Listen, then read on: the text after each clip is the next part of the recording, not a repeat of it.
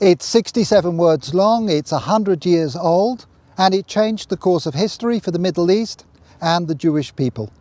The Balfour Declaration, the expression of the British government's support for a Jewish home in Palestine, was sent by British Foreign Secretary Arthur Balfour to the second Lord Rothschild. I'm here in Buckinghamshire at Waddesdon Manor to speak with the fourth Lord Rothschild about the Balfour Declaration, what it means for Britain, for the Jewish people and the Rothschild family. The Foreign Office, November the 2nd, 1917. Dear Lord Rothschild, I have much pleasure in conveying to you, on behalf of His Majesty's Government, the following declaration of sympathy with Jewish Zionist aspirations, which has been submitted to and approved by the Cabinet. So it's possibly the most famous letter in modern Jewish history, and it begins with 3 words: Dear Lord Rothschild.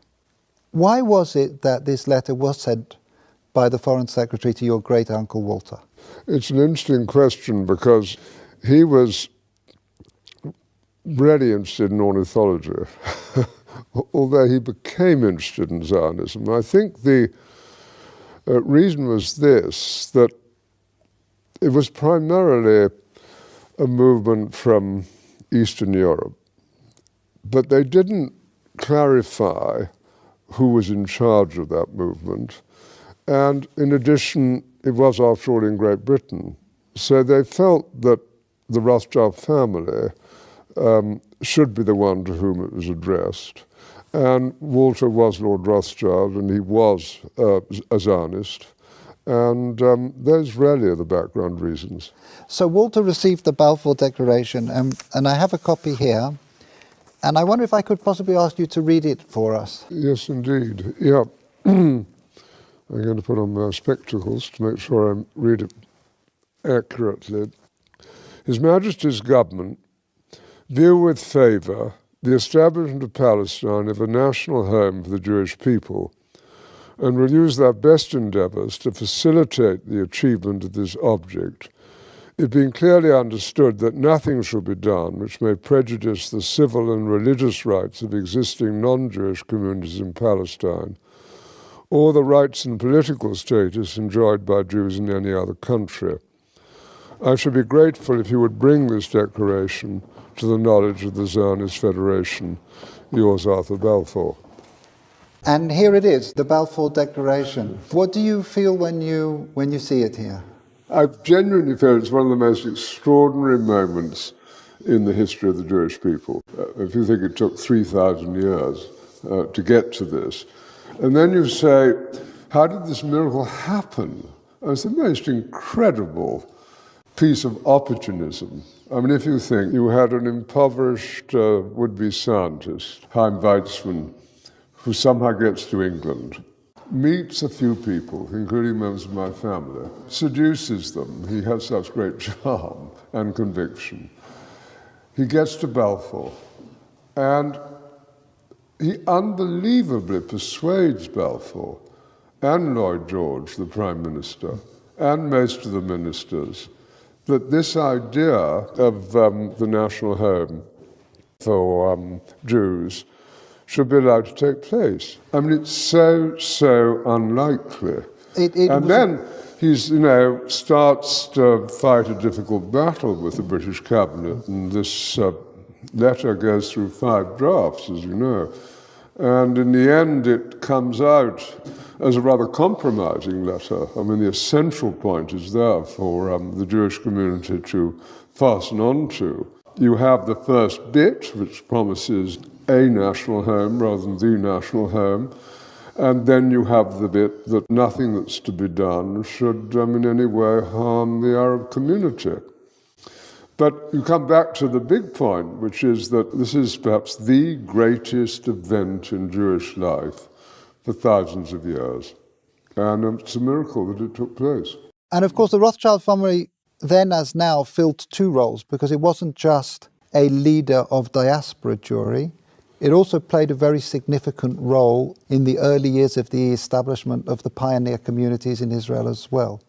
There were two branches of the Rothschild family primarily concerned. One in France through Baron Edmond de Rothschild, who was the one who responded to the Russian programs of the 1880s.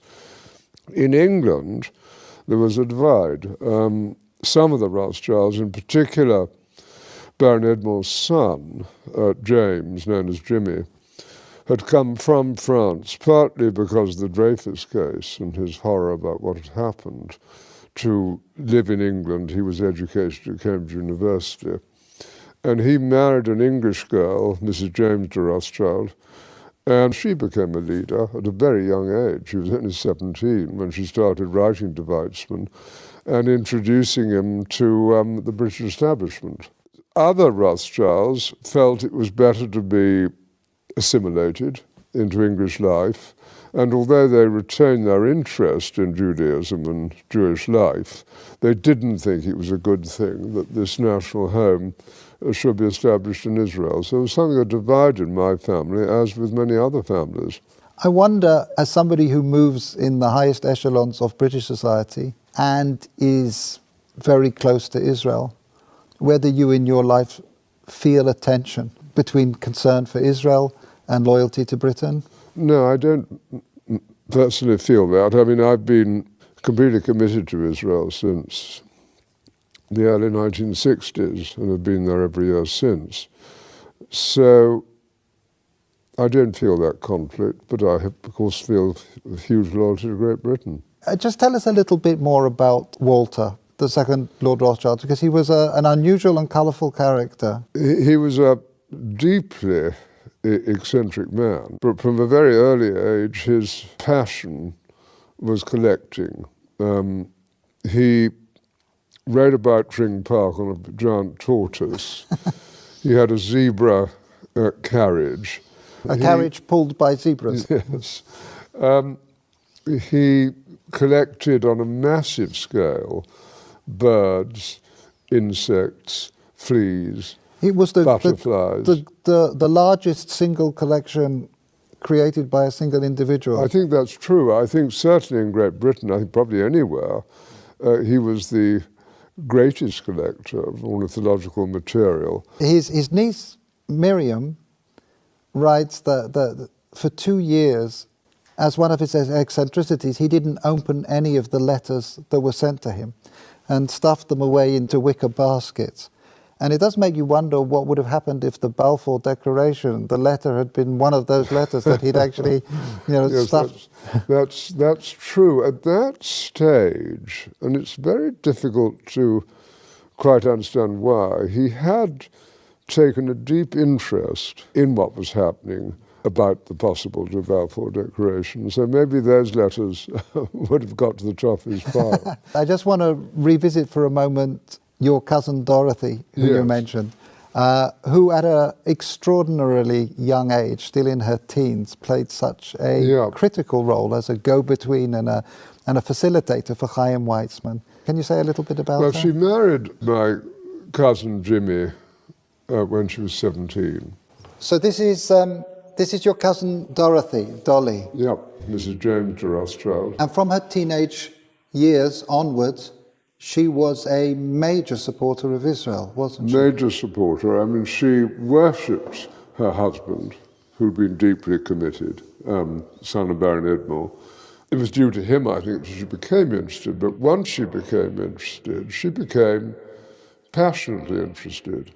After his death, she became even more committed. She just wanted to carry out his wishes and what he cared deeply about. And then she had her own personality, a deeply good human being who was quite unselfish. She devoted herself to this place, to Israel, and to a few friends, and had a wonderful life. And you can read letters from her to Weizmann and from Weizmann to her when she was only 17. And what she did which was crucially important, was to connect up Weizmann with the British establishment. I think she also trained him in how to deal. She helped educate how to and it's conduct himself. at that age, but she did sort of tell Weizmann, how to kind of integrate, how to insert himself into British establishment life, which he learned very quickly. So I'm here in the Waddesdon Manor archives, where there is a treasure trove of remarkable documents from the time of the Balfour Declaration. We have the correspondence here between the teenage Dorothy and her husband James, and it's really a love story. Here Dorothy is writing to James. She says, "Jimmy, I thought I would not like one day to pass without giving you a piece of news you have never heard before. I love you." But of course their correspondence wasn't just romantic correspondence. Here we have detailed letters describing her dealings with Zionist leaders, her advice and her suggestions regarding the conferences of the Zionist movement. And here we have a letter that the young Dorothy, still not 20, sent to Dr. Chaim Weizmann, where she's talking about the meetings that she's arranged for him. And as we've heard, she was helpful in training and preparing him to enter into the highest echelons of British society to advance the cause of the Zionist movement.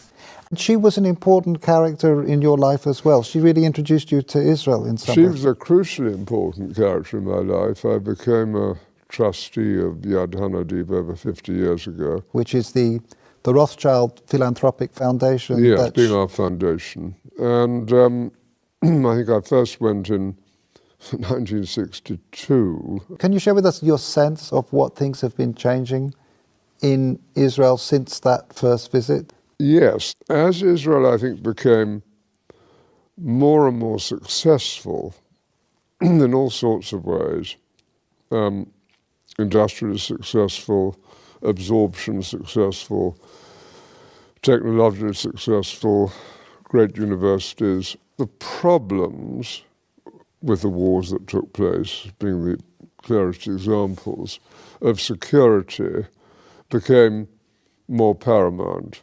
And so you did see a shift in Israel from kind of the liberal Western place that it had been in the early 60s to something of a very different character. And you also have a shift, of course, between communities in Israel. I mean, Israel is a patchwork of different immigrants from different countries. And you have the religious, you have the non-religious, you have a town like Tel Aviv, which is attractive to the kind of business community, to what I would call ordinary city life. And then you have Jerusalem, which remains a very religious city and full of conflict between Arab neighbors and itself. Those internal issues within the fabric of Israeli society are one of the main focuses of Yad Hanadiv. Can you mention just one or two of the projects that feel to you most significant? Yes, we do a great deal of work on education, a great deal of academic work. We keep going at Ramat Hanadiv, the garden where Baron Edmond was eventually buried. We're on the point of building the new National Library of Israel. I have two unexpected ones, perhaps. If you take the Orthodox community, it's important that they have employment. And we're trying to develop programs which it's possible for them to undertake. Similarly, you have a problem with Arab unemployment, and we set up jointly with the government employment centres to facilitate greater employment of Arabs within Israel. And so we're an active foundation trying to help with these fissures in Israeli life and to do some good. And we're sitting here looking forward to the 100th anniversary of this significant letter. If I can just ask you to think about the next centennial, 100 years' time, and just maybe share some of your hopes, your aspirations about where Israel will be.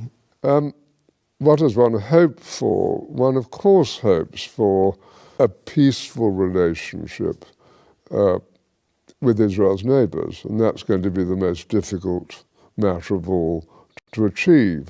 But even now you can see, with the disarray in the Middle East and the importance of relationships that Israel is developing, not only with Jordan, but also with Egypt and indeed with Saudi Arabia, even if they're not publicized because of the Sunni-Shiite war.